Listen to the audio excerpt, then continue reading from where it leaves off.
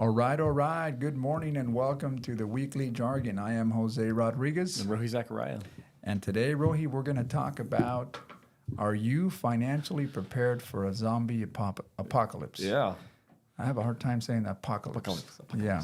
But anyhow, I think it's interesting because we spoke on a zombie apocalypse not too long ago, but I think the term when we talk about zombie apocalypse, especially more so in today's modern day and age, the term zombie apocalypse, meaning an end to something, an end to normal way of living, right? So when I think of zombies, obviously I think of the creatures that come under from the ground, right? And they're trying to somehow infect you with something, or they capture you. But here, I think we're talking about your sudden way of life. I mean, your way of life is suddenly abrupt, just vanished, and kind of expand on that. Yeah. So I think when we were, when this topic kind of got thrown out there by one of our viewers, it was to, I mean, again, it's not so much to focus on the zombie aspect, because I think zombies, like you said, can mean a lot of things for different people. I mean, but I think you said it best. It's a change of life. It's just, I can't go to Starbucks tomorrow and get me a cup of coffee because no one's going to be there. Maybe the place is burned down. Maybe the roads are on fire. Could be anything, right? And it obviously goes a lot for your territory. I think that's, when it comes to preparation for somebody, let's say like here in Madeira, it's difficult because, back east you may prep for a hurricane or tornado season, or 6 feet of snow that blocks the streets for weeks at a time.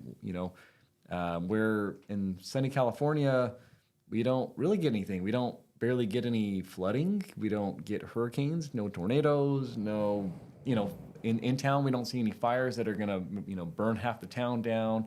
So I think as somebody who wants to prepare, we can maybe get a little bit more caught off guard by anything. I mean zombies for sure, but it could be anything. I mean, like I said, if I just can't drive down the road tomorrow because it's flooded, I think most people may start panicking. So Yeah, and I think with when we look back at COVID, for example, some may look at that as a apocalypse for some. The first couple of weeks. I mean, especially when you had these directives not to, you couldn't do so many certain things that you were used to doing, right? And essentially, over the months, people got used to saying, you know what, I can't attend to this function because it's going to be a gathering. You can't have this, you can't do that. You got to suspend sports. So, in a sense, I mean, that was like a small zombie apocalypse because it did take out your normal way of living, and suddenly you had to change and adapt to the latest, right? Not coming to work, having to work from home. I mean, I can look back and remember that my kids were taking classes from a computer. Yeah. And I go, how is this going to really have them engage when I just found that very difficult for students to be part of a class that no one really had a clue of what to expect with a teacher trying to give instruction. And you have all these kids from different places, remote areas, tuning in. And are they really tuning in? Yeah. And how do you know if they're really, truly engaging? So I think this was a test to see if, in fact, this approach would work, right? Not to say that, especially for children under the age of maybe under 5, or children under the age of 10, that are just developing these critical sensory elements in their brain of learning, cognitive skills. I mean, and not mistake it for just distractions. Yeah, I think, again, that time for the whole world, like you said, what's a zombie? I think as people, we started looking at everybody as infectious. Like just like a zombie. Like I don't know if I want to come see you, Jose. I don't know if I want to be within a certain room with you because you may have the disease. And I think that also changed the psyche for a lot of people because I remember like early on when it first was really starting to gain steam. I think it was like maybe April, May. It was because we were staying open. When people would come in, it was kind of like, okay, no, you stay over there. Don't come close to me. Like we're gonna have our minimal interaction. We're gonna lather up and cleaner and sanitizer, and then we're gonna spray the air before after you leave, and it went into like I was talking about as far as your finances, like just those simple things of how much it cost people, because obviously we saw people running out and buying toilet paper and buying water and buying anything they could in preparation for essentially maybe a social collapse, right? And some people could only buy so much. I mean, like, if you were going to be the toilet paper king, like you were maxing out that credit card and maybe it wasn't very much, maybe you couldn't drive to all the stores like somebody else could. So I think, again, during those times, I think a lot of people found out they're not able to maybe adapt also as well because of their financial position. And as quick as one would anticipate. So I think the title of it is, Are You Ready? Yeah. Because financially, I think in another social collapse similar to what we saw there, I mean, that could potentially, mean problems, riots, looting. And I mean, you can only imagine, chaos. And it's happened in countries where, their financial system is no longer, does not exist. Yeah. And I mean, people go out to the streets and their instinctive nature is to go out and fend for themselves and survive. So, and I think that in today's society, I think the I won't say the bait, but the carrot that they string along is exactly that you follow this way of living. This is the American dream. This is what we all pursue, the pursuit of happiness. And that carrot continues to be there in front of you. But you become numb to the idea that potentially you're living in a world that truly could be artificial. And just in a snap of a finger, with some type of financial collapse, and you're back to like, hey, what now? How do I fend for my family? Do I work together with my community? Do I come together to find a solution? Or is it chaos? And do I panic? And do I start making irrational decisions that potentially, lead to these, it's infectious, right? Oh my God, I saw my neighbor panicking. He's out there digging holes. I don't know what's going on. Should I then dig holes? Right? And I think you see this a lot in how humans behave, right? I mean, it's funny how these structures and systemic structures that we have in our country, nations, or even global, there's a system in place to be able to, it's like you can make people move a certain way, behave a certain way by, pulling up a lever, pulling down a lever. And it's funny how we react. It's no different than chickens. I see sometimes when I you try to herd chickens, I mean, they'll follow the other, or when you herd sheep, right? I mean, it's funny. I hate to say this, but we're not too far away from there. Yeah. No, I mean, I agree. Like, I think when I would say, and I didn't live during that era, but when you hear about, like, for instance, the Cold War, and like you're saying, like the fallout shelters and how everybody was the thing to do to build this underground bunker and, have this place for your family to hang out. Nobody got to use them, and I feel like you said, it's over time and again, we have the same thing. I mean, I lived through the Y2K, and I remember, with that fear again of like, electronics falling apart and no electricity and the banks are going to go, and everybody was buying generators and everybody was buying, again, this stockpile. And I feel like it like you said, it's the dangling of the carrot, because it's like, nobody looked at the nuclear, the Cold War and said, see, look, we overprepared. And then, at 2000 it came again, we overprepared, we survived that one. Nobody does it. It's like every time we still have that sense of like, for one, if you are a prepper, like that's just a way of life, and you're getting ready for the thing that just seems to never come. Or you're the person that gets caught up in the moment and still is, I gotta overbuy. I gotta buy all this stuff, and then the doom passes and you go, okay, now I got a stockpile of stuff that I don't even know what to do with. And, and that's when, if you want to buy, that's when you go buy the stock up, It's funny because, our lives, I think we've seen some moments of, I think you see panic, a little bit of panic. You see it in different areas of our country. Obviously, history has taught us something. Whenever there's injustices somewhere, you'll see riots, and you see people come to the streets, whether they protest or whether they want to loot, they want to put buildings in fire. It's very real. Yeah. I mean, obviously, the news provides that for us. It shapes our way of thinking that, hey, this could happen to us.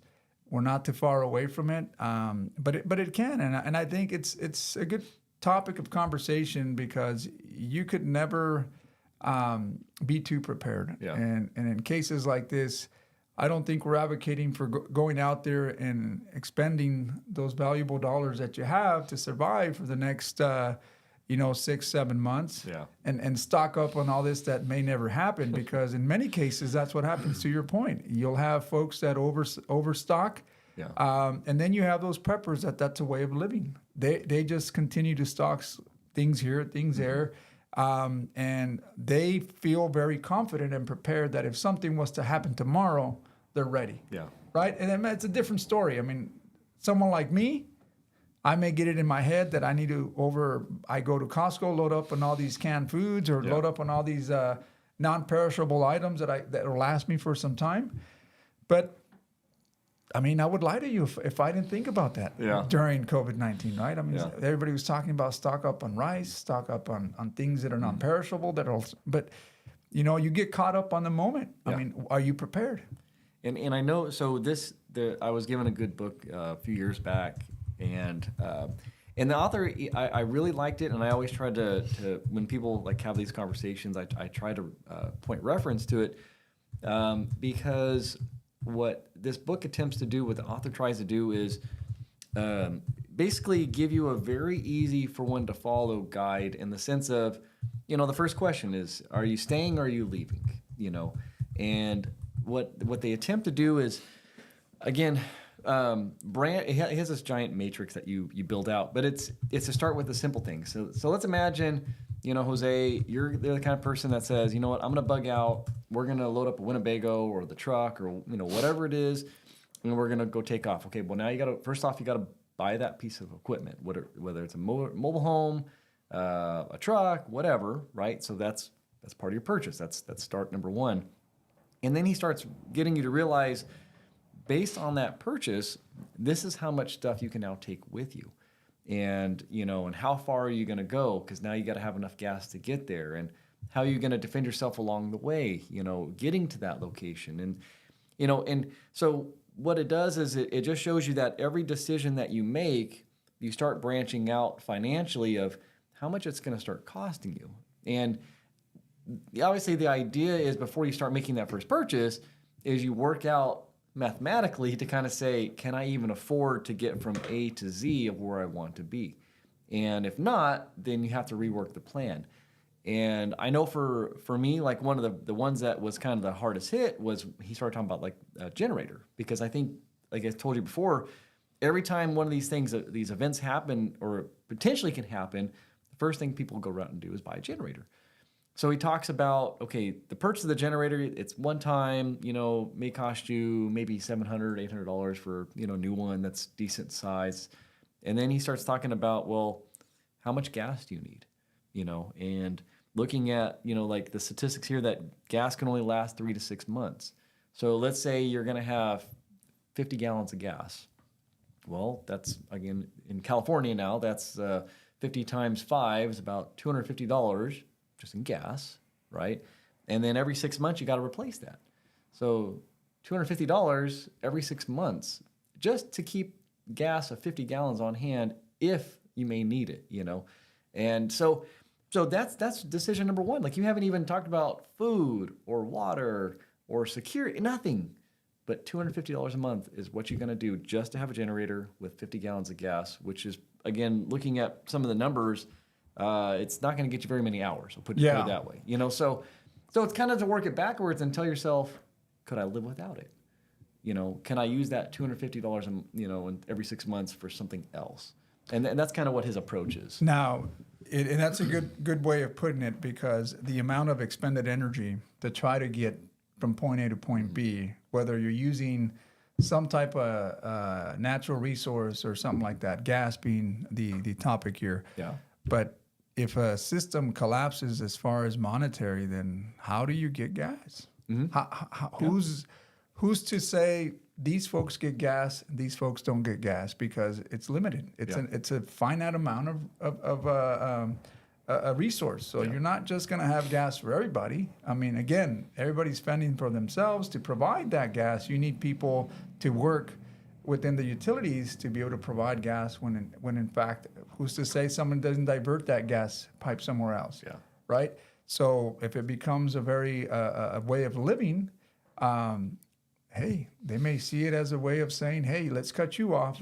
And if you want it, here's what we want. Yeah. I mean, it's crazy to think that way, but if you go down this rabbit hole, I'm sure you'll find ways, like you said, that, hey, I don't have sufficient amount of resources to help me get to this point. Yeah. So what now? So, some of the things that I know, practical essentials that you would need in a scenario like that is food and water. Yeah. Right? So, I mean, where do we get our food? We don't hunt for it anymore, so we go to the supermarkets. And if everyone is in that panic mode, then they're going to try to ensure that they have access to water and they have access to food. And sometimes our human nature is to have an abundance of it so that we don't run out. We're not thinking a year out. We just think we're going to take whatever we can get. Correct. Right? Yeah. And who knows what that is. But even shelter, securing a durable shelter. Obviously, this could require you to fortify your home, right? Add additional layers of protection. Buy guns, right? And I mean, it's good for those businesses. But then again, and the one thing that people always forget is they talk about food, water, but what I've seen in societies that go through that is they forget about the medical supplies, right? Yeah. The penicillin, the antibiotics, the key things that will keep you alive during a pandemic or something that potentially can lead to a respiratory issue. You have no access to doctors, no access to hospitals. Now what?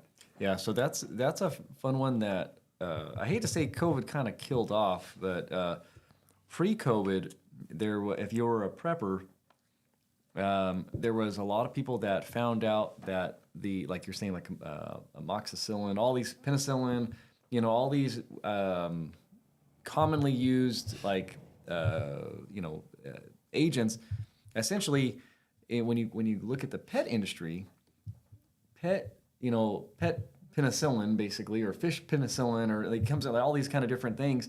It's actually made in the same factories, under the same human grade, but it's marketed to animals, so it's a lot cheaper, and you don't have to have prescriptions, and you can just go walk in and buy it.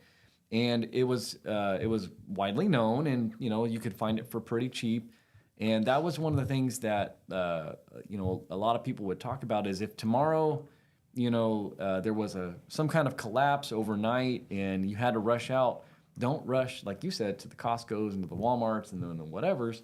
Go to the pet store, because you can actually, for one, live off the pet food, and you can also live off of all their medical supplies, because it's the same stuff as humans. They just market it towards the animals, but now because of COVID, it's just as expensive. Like the price has shot up, and it really doesn't make as much sense to get a lot of that stuff. But like that was one of the little loopholes to starting your medical, basic medical supplies. So no, and it just brings up interesting questions, because throughout the show here, I know we talk about a lot of the finances. We talk about rates. We talk about city politics. We talk about national, international, and we don't really shed light on something like this, because I think it could be a downer for some, right? I mean, obviously, if you're looking at us and you're saying, well, why are they talking about zombie apocalypse? Well, I think it's important for us to shed some light on some consequences that could happen if in fact our financial institutions would to come to a halt, because we depend on them so much. I think we've become so dependent on our ATMs, on our digital platforms, our social media for access to everything. Yeah. From access to, hey, let me go get some food. Let me just use my app. Hey, let me pay such and such. I'll use my app. Yeah. Hey, let me use my digital wallet. Let me buy some crypto. Everything that we're using today is some form of digital encrypted, communication that we use, Yeah. right? And it's from our banking. Our money is now tied to these little wallets that we have. Yeah. And I mean, we're no longer. It's not like it's tangible, right? I mean, I can't go to the bank today and say, hey, give me my money. I mean, assuming that you have a lot of money and say, I want my money or I want my gold. I mean, Yeah. they may have it for you, but it may not be on that sudden day because you had to make an appointment. Hey, let us know so we can bring it to you. But it seems to be a move now on moving away from maybe the hard cash and more in a digital. Mm-hmm. So, I mean, just you've rounded up all this herd and you brought them into this one area where now you're subject to whatever the system says. Yeah. The system says today that you're going to utilize these cards. You're going to get these IDs. You're going to start buying like this. Matter of fact, we're going to give you these rations now. And these digital rations will be your way of getting your rations. Mm-hmm. How far are we from that? I mean, just to think about it. I mean, we're not too far away when, if in fact, we're advancing in this digital platform of automation, advanced AI, creating new technology, machinery, manufacturing. Yeah. I mean, you're going to put millions and millions of people out of work. So if you think that your jobs are coming back from overseas, they may be coming back at a smaller amounts, but the technology is going to help to automize a lot, to make that automated so that we can provide those resources, supplies, products at a cheaper rate to be competitive with the outside world. Yeah. And I think that's what people I don't think they get is that, yes, manufacturing has been exported out to these other foreign countries where they can do it for cheaper because that's, in a sense, that's the calculation for capitalism is you want to be able to extract these resources and labor to be able to provide competitive rates.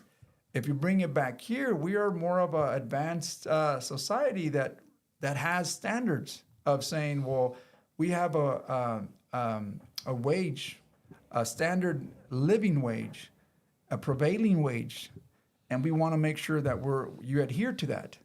Well, as a corporation, I can't give my investors those dividends if I'm paying out this much. I can't make these huge amounts of profits. Mm. I can't make these billions of dollars for myself as a CEO. So, I mean, that's where you start seeing, do you want to scale that down and say, instead of making $2 billion a year, I'll make 750. And then I'll be able to make products at a cheaper rate and pay those high standards of living. Yeah. But I think our human nature says, well, I mean, sky's the limit. So you're going to find ways, whether it's robots or whether it's some type of machinery that'll help you manufacture these deals at a lot cheaper rate. We talked about some metals, for example, right? And you have this laser that can print them out. Yeah. You're no longer needing to go in there and sketch them out yourself. Laser does that for you. And they spit them out, at a certain amazing rate. Yeah. So I think that's something to consider when we're looking at, when we talk about like, hey, we need to bring jobs more. To me, it's conflicting because nobody's really spelled out how.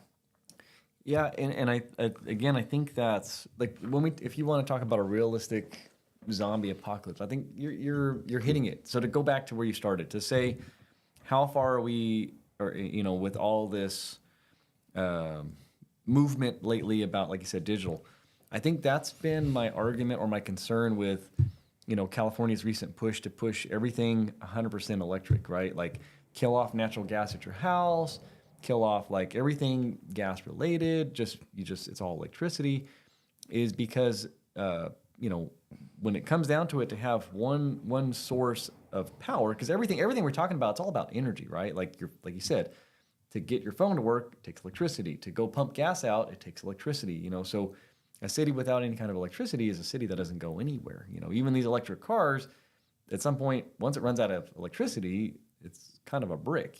So that's where a lot of this consolidation of our energy options is a bit concerning for me, because again, most people are not energy efficient or sufficient, meaning that they can't live on their own. Like your solar panels on your roof, as soon as the power goes out, don't produce power, right? They're designed for that, for safety. And California actually doesn't even allow you to be an off-grid house anyways. It's because by nature, they don't want you to be on your own and self-sufficient, Go look into that and why that's a thing, but you can't be self-sufficient at any point. So I think like you said it right is, I think this may be the coming year of people realizing, especially under Trump and the push to bring things back, that there's not going to be like they used to be, maybe 15 years ago of like, oh, we're going to produce thousands and thousands of jobs. The jobs you're taking away from China are not warehouses full of workers. There's 5 guys running 100 robots, and the robots, like you said, are doing all the work. It always goes back to it reminds me of like the Wonka movie of, his dad lost a job because, the robot, started changing or putting on the toothpaste caps on the toothpaste. But at the end, he learns to become the person to work on the robot, right? The only issue with that is I think society broke when COVID happened to where the majority of people don't want to look at opportunity like that. They want to do what they want to do, meaning even if I tell you there's 100 jobs or 1,000 jobs that will pay you huge amounts of money to go work on, whatever robots or do this thing, no, I want to go to school and become this because this is what I like. Well, there's no job opportunities for that. So when these apocalypses come or when like things start to crunch down, you have nothing, Yeah. And I think that's to me, that's always been the zombie apocalypse. It's going to be when these people start realizing, and I think it's kind of coming, that what we've talked about, it's called the unemployable. Like you just don't have the skills and we don't have the time to train you to get the skills anymore. So now you're no longer employable and you're going to fall into this sector of society, whatever free handouts they're going to give you, whether it be financially, your food, living, You're practically, like I said, you may be working just to live, Yeah. right? And we're not too far away from there. I mean, in some cases, you've exceeded the standard wage of living because your work and your production of what you do or your classification of title may pay you that amount. And you exceed that, so that's good. That's good. But I think we looked at this not too long ago. The sectors that were employing the most in our country were in the government sector. Yeah. And now under this new administration, you start seeing cuts in a lot of those government sectors, right? So it's kind of funny to me is that there is a lot of opportunity, right? But opportunity comes in the form of, well, who's providing the jobs? Is it the true corporations that are providing all these jobs, or is it government that's providing a lot of these jobs? And then again, government may be the supplier to these corporations to maintain their status in hiring people, right? For example, don't know where Tesla's at, but I'm sure Tesla must have received some funding from government. Oh, I'm sure. I mean, hey, Lots of money. if you want incentives, come and build here, whether it's a state, federal, or local, come here and we will put the infrastructure. We will push all this money. But again, we want you to hire our local people, right? Hence the companies that we have in Palo Alto or maybe these other areas of in the world that are of interest. Seattle, California, San Francisco, Austin, Texas, Yeah. anywhere out there where land may be cheap, again, because they're looking out for the rate of return for not only them, but also for their investors. And nothing's wrong with that. That is the American dream, right? But the way I look at it is you can only you can only extract so much before it comes to a point where you have to make a decision. It's a financial decision. And what we're saying today to people, what we're conveying to people is that we want to bring jobs back, but we need to cut these jobs. So I don't know. It's just kind of, it's like, are you going to create jobs or are you just going to flat Are you gonna, it seems like you're gonna equal to the same amount of deal, because now those jobs that provide money back into the system is a government saying it's quantitative easing. I'm gonna create jobs in the government, so I'm gonna give money to hopefully create industry, and industry is business. So if I am seeing an opportunity where all these people are working for this, say, for example, this institution, let's just say our city government, our county, or even our schools, you have all these employees, and that's about 3,000 employees. They all have to eat. They all have to, they have to put gas. Yeah. So then there's an opportunity for that small business guy and say, you know what? I can do their landscape. I can do their solar. Yeah. I can do this. I can sell them that. But essentially, that money's coming from a government standpoint, right? And that's the investment they say is like when you invest in the government, then you grow the government. Yeah. But you're always increasing that debt ceiling. And even with this latest bill, I think that will do the same thing is, yes, we're going to provide opportunities, but you're going to create this bigger debt ceiling. It never stops because the government needs to provide essentially the money to continue this wheel to spin. Without it, then that could potentially be the doomsday apocalypse, right? Yeah, I think it's just, again, it's realizing how fragile society as a whole is. I think, and that's where the preparation or people's mindset of preparation should kick in. But and it's also the idea of understanding that like right now when we're kind of in mild times, right? Like we just got over COVID, we haven't maybe quite hit the next big thing. Is if you want to be prepared, it's far cheaper to do this now than to wait until it is happening, right? I mean, if you were to somehow be preparing, let's say, with water and toilet paper during, in early 2019, when COVID hit, you wouldn't be paying like maybe 5 or 6 or like risking your life to go get these resources you would have already had. And I think that's kind of the prepper mentality is if I'm doing it now, then when society's falling apart out there, I just sit at home sipping my coffee and watching it all happen instead of having to be like on the movies, running out and, ducking gunfire, just to get some baby formula or something, Yeah, no, when I think of government's role is to make sure they provide the confidence or the peace of mind that you don't have to go through that, right? And I think this is where, at times you see administrations going back and forth. Oh, we're going to provide you health care for all. Yeah. Oh, we're going to stop exporting things to China. China now, we're going to bring those. So essentially, how does that impact me though? Yeah. Personally? Does it give me peace of mind? Yeah, to some sense, because I come to work, I get up, I'm not worried about this is the last day that I have under this regime or under this. I feel very confident that, under this government, like millions of people in this country, they can rely on that breakfast, that old-fashioned American breakfast, which is eggs, bacon and eggs, right? Yeah. And they wake up, have their coffee, and they may wander off. Depending on what news channel they're watching, they may wander off this way, they may wander off that way. And if not, there's social media to help you wander off somewhere. But you're going to wander off somewhere, right? Yeah. You're going to get distracted in some fashion, or if you're very goal oriented, you'll find something to do. So that is something that I still have. But in the back of my head, I do have that. What if? What if? Should I be preparing? Yeah. Even if I learned how to grow a crop, Rohi, I don't think I can grow a crop big enough with the amount of land that I have in my home to be able to sustain for, let's say, a winter. I'd have to pretty much use every square inch of that land to be able to grow all these foods, all these vegetables, so that I can create some type of sustainable staple diet that I can live off of. Mm-hmm. I don't think I have that. If truth, I'm speaking from the truth, is that I wouldn't be prepared. May I have maybe a couple dollars? Yeah, but how long is that going to extend? I don't have a generator.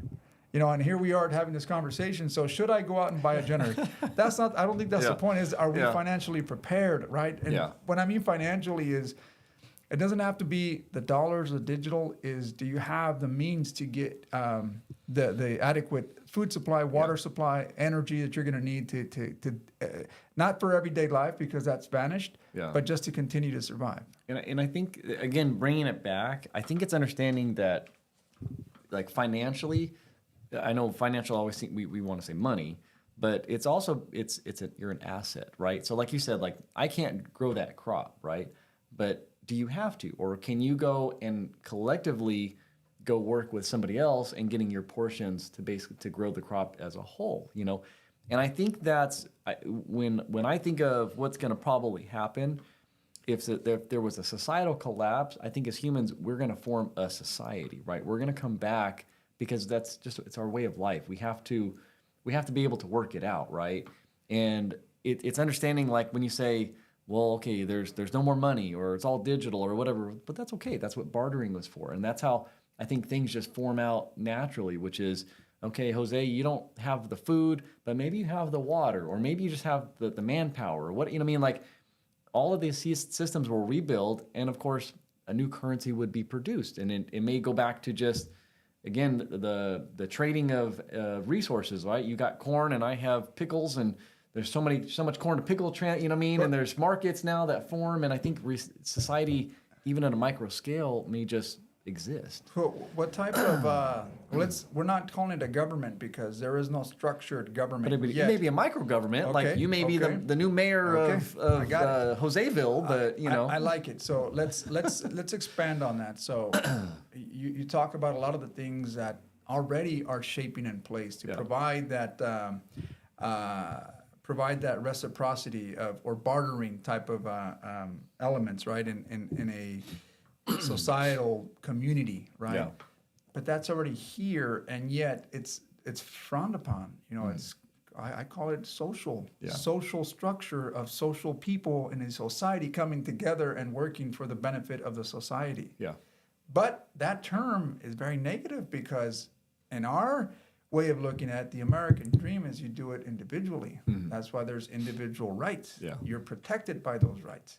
And not trying to encroach on any of that. I'm just saying that what you're saying seems a lot like some of the structures that have always been in place is for the benefit of the society. Yeah. But the word socialism somehow it becomes a negative term to utilize when you talk about what we already have in place. Education, transportation, you know, for the benefit, healthcare, all those things are for the benefit of the community, but somehow when we look at them in a different lens that's provided for us, see the lenses are provided, that is not the American way of doing it. But we've had it for many, Social Security, Medicare, of which millions of Americans partake in. But it's, I don't know, maybe it's the way it's conveyed to people that it makes it seem like that's not good for our country.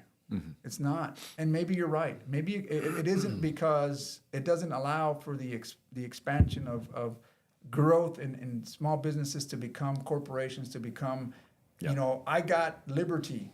Yeah. The pursuit of happiness, I have a pool and you don't. Right? So, and that kind of talk, that kind of rhetoric sometimes it makes you a martyr. It makes you the person that's not who we are. Yeah. But what you're describing in a doomsday deal is, society coming together for the benefit of society. Whether you want to formulate a government or not, that's up to you. But again, the benefits of I need water, collectively, I can produce this, my labor, for your food, your crops, your water. That seems to be a lot like what I hear in society. I hate the word. The word. I mean, we're going to see socialism as a collective way of coming together for the benefit of the society. Yeah. Again, it's the collapse to try and rebuild what we would consider a utopia idea, right? Of we're all working together to make the better cause, and that may work again to a certain point. And then what's going to happen is Joseville is going to be doing really well, and Rojiville's not going to be doing so well, and we're going to get our pitchfork and say, let's go take what they got, right? Because that's, again, human nature. If we're over here starving and you guys are just kicked back as crops are doing good, we're not going to just sit there. And this is where you start with, again, we've gone through history through the times, this war and taking over territory and killing a people. I mean, like it's just, I hate to say it's natural. It's just going to be that process of, again, you can't stop it. And it's just, you know, we'll rebuild a government and we'll make treaties, and like, it's just a part of the everyday process. So it's just, I guess, like you said, it's the end goal of trying to say, like as an individual and as a collective, as maybe our city, is where do we want to be? Because I don't think, like you're saying, I agree. I don't think we can ever get the mass majority to say, like whatever my fees or whatever my services are, I'm just going to do it to help you out, right? Like it doesn't cost me anything, so Jose, I'm not going to charge you anything. The capitalism says, well, I'm gonna still charge you $10, or I'm gonna charge you $100, or I know you really need me right now, so I'm gonna charge you $1,000, right? Like in taking that money and growing myself, or growing like whatever my little micro society is, whether it be my family or my larger family, like it's difficult because you can't find enough people that are gonna be like you're saying, like this coffee, it cost me 10 cents to make it. I'm charging you 10 cents. Yeah. I just want to break even. I want to get my money back, and I just want to keep things going, right? Because that's where I always had the problem, like what you're saying, like with medical care and all these things. It sounds great on the back end, but then capitalism kicks in, and the people running these things are all out to make money. Yeah. They're not there to. This is what it really costs to give you medical care, and this is what you're gonna. It's like this is what it costs, and this is still what we're gonna charge you because. Like you said, stockholders, everybody, they got to buy in because they want to make money. Yeah, and I mean, that's kind of the way America was built on previous government systems that were already established. It's not like we started our own government. Correct. I mean, the term democracy probably comes from the Greeks. The term republic probably comes from the Greeks and the Romans, right? They established this. So the forms of government that we have today could be a hybrid of all these here. But when our founding fathers came together with 13 colonies, again, they weren't sure what they were going to form. They just knew that, hey, there's 13 colonies that have similar interests. Yeah. We grow whatever we grow to produce, and we want to form a central government to be able to, and we want the government to have limited roles. Yeah. But this is what we want, right? Well, look at it today. Does that apply to what was taking place at that time then? Yeah. Probably not. I mean, obviously, we know because there's so many things that have grown out of this I'm gonna say experiment, right? Yeah. But, and to some extent, It is, was yeah. we didn't know how this. I mean, back then they were thinking of the present and maybe the future, and here are the laws that we're going to establish. But then every law had an amendment, Bill of Rights, amendment, Constitution amendment, and to this day we're fighting those amendments. Yeah. You have executive orders that are going out that kind of don't fit. So I think sometimes, yes, it was this utopian idea of saying this is how governments should work based on our intellect of that time and learning from history. And here we are today, right? And we're talking about it today. We're talking about the potential apocalypse of a financial, as some financial catastrophic event where now you're on your own.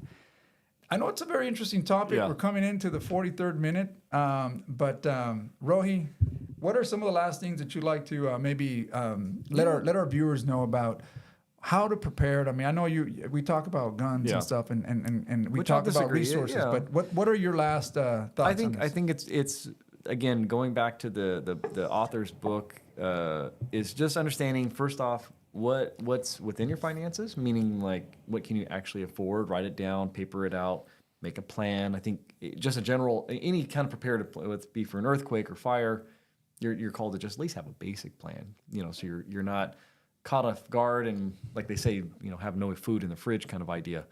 But I think it's understanding too, a lot of this when you're confused about why this happens and, and kind of battling it out of who to blame. I think going back to what you said about the 13 colonies, it always goes still back to survival. They had to form those alliances to fight off what else was going in the country and to survive, right? I mean, they learned from like Jamestown, all these other places that they didn't make it, right? We have to kind of come together to survive. But it's when things start getting pretty and fluffy and everything's happy that you almost find this need to have that next thing. And I want to say it's by design because it kind of feels like that a lot of times is cycles. Maybe happens. 2019 was the greatest we were doing and something got planted in to kind of say, well, we need to stir things up again, So that is the kind of thing that I would say always be kind of on the ready because as we get into this again, I feel like post-COVID, we were like almost post-war of like we were feeling good and things were moving and people were making more money, and then all of a sudden we can't keep that. So I think there may be something on the horizon that kicks that off again. So. And you know, I'll finish with this. Something to learn from. I mean, even if you look at societies or communities within our nation, the Amish, the Mormons. I mean, we can go on. There's probably other religious groups. You know, I don't know if you want to call them militias and what have you. But there's people out there that formulate that sense of community, that understand that if something was to happen, they've done it for many, many years, that if something does happen, they can still manage through this whole thing. I look at the Amish, for example, and it seems like technology was not part of their agenda. So everything that they've built on is really the stuff that they do with their own labor. And within themselves, they have a structure of order. And their order is what keeps them alive, right? No different than government. But within a government, you have that tribes, for example. You have tribes that do the same thing. But I do think it's important. I know we talk a lot about finances, you know, so we'll come back and circle back to that if you don't have an emergency fund, you know, I mean, look, we're not talking doomsday like it's happening tomorrow, apocalypse, but think about it in a financial term, like, do I have a set amount of emergency funds, you know, at least 3 months out, you know, I mean, at the least. I tend to think that 6 to 8 months, 6 months to a year may be better because you never know. You may not have work, but you need to have something. And if those dollars are not good, then you have to have some type of tangible assets, right? I mean, you know, we talk about things that you can barter. It could be munitions, it could be precious metals, it could be something of value, corn, grain, whatever the case may be. You know, I mean, but if you have physical assets, it's always good to use that. Obviously, I mean, it depends on the situation. Some insurance, you might want to have, you know, some type of insurance, and debt. You want to make sure you have not a lot of debt because you don't want people that you owe coming to your door. Hey, there's an apocalypse happening. I need my money. Exactly. I need to extract something from you. What do you have? Well, you're going to pay me. So those are some things financially, obviously, that we can, I mean, personally, that I can tell you is my opinion, right? I can't say that this is what the experts are saying, but this is what we kind of go through sometimes. But anyhow, again, we're coming into the 48th minute. I think this was a very interesting topic. Maybe we can touch up on it here. We hope that there isn't a doomsday happening within this next week, but I think of what we've seen, it's a good topic to have. Any last words before we call it a day? No, I would just stay diligent, and like you said, it may not be the next week, but it may be soon based off cycle, so be ready. Perfect. So if you're watching us again, like, subscribe, share. Thank you.